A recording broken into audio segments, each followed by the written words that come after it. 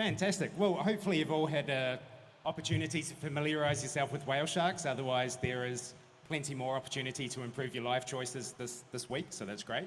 I wanted to talk about whale shark conservation. So we updated the red list for whale sharks last year. Sadly, they are still an endangered species following the previous assessment in 2016, and the population is still actually decreasing as well. And the kind of headline result from that is that there's been more than a 50% decline over the past 3 generations, but particularly since the 1980s.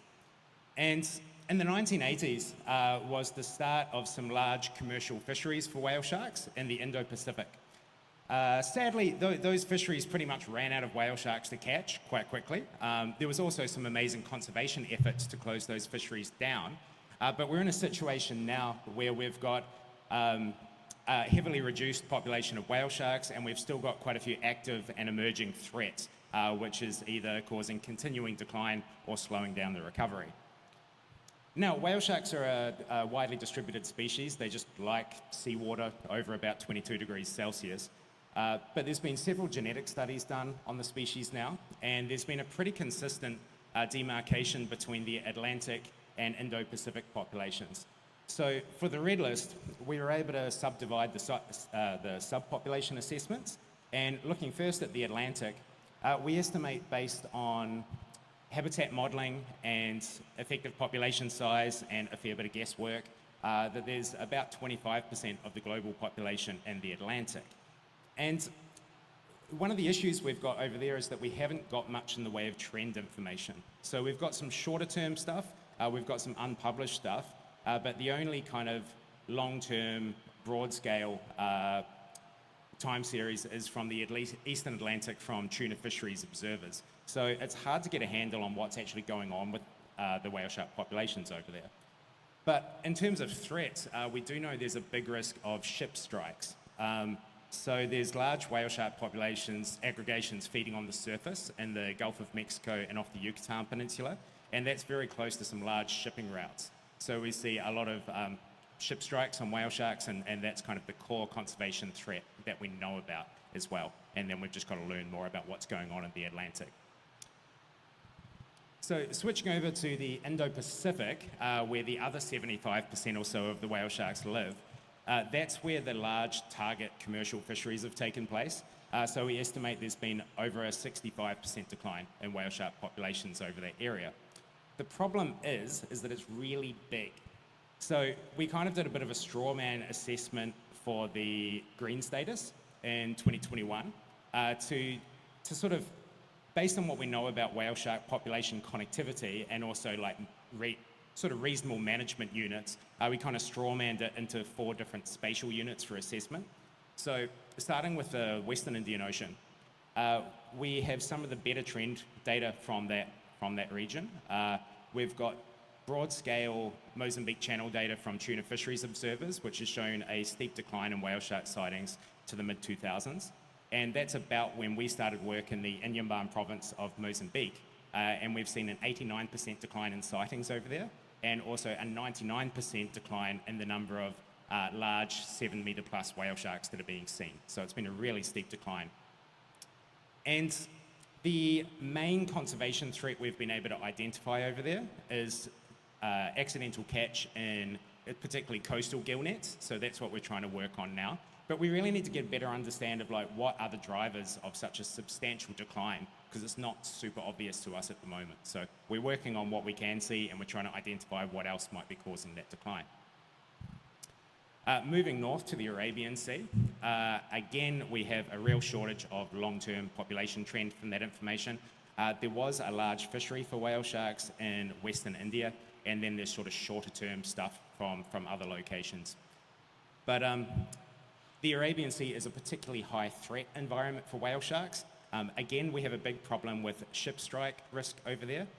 Some of David Robinson's work of Qatar up until 2016 found 43% of the sharks there had significant scarring, a lot of which were really large propeller wounds from like large tankers and things. There's also a really big offshore tuna gillnet fishery in the region. Some of these nets are up to about 30 kilometres long. They're absolutely enormous. And since the inception of that fishery, it's estimated to have caught over 4 million cetaceans.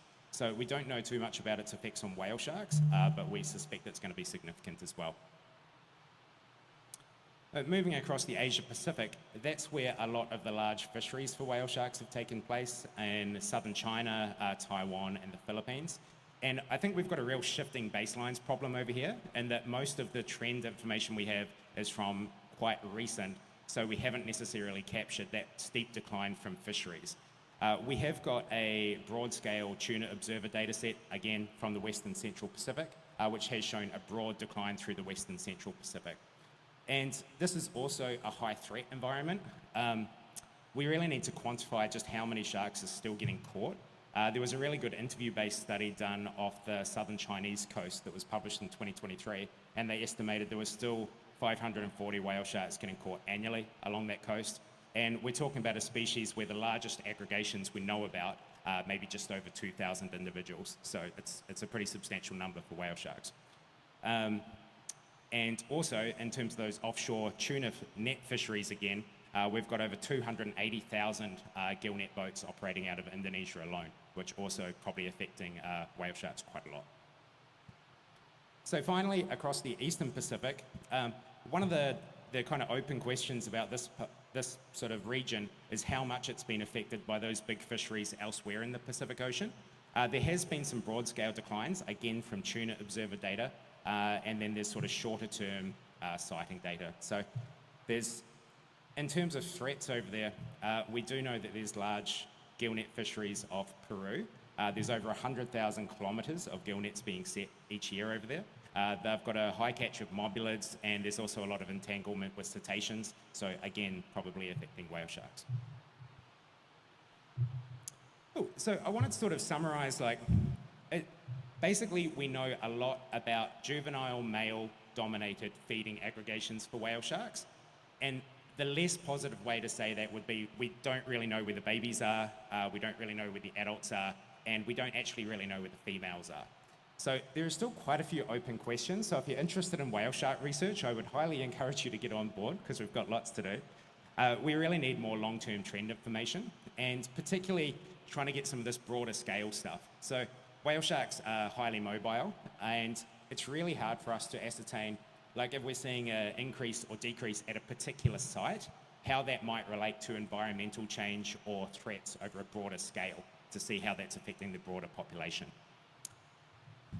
And yeah, I'll just end with a bit of a shout out to sharkbook.ai, which is the photo identification library that most of us are using for sharing our collaborative photo identification data sets, which really enables these broad-scale population assessments. So we really need more people publishing long-term trend information. So if you have got whale shark photos, or if you're whale shark photo adjacent, we'd love to get you on board with this big open source collaborative effort. And whale shark conservation is a pretty big topic. So if you'd like to download the slides and have a bit more, you can just use this QR code as well. Thanks very much.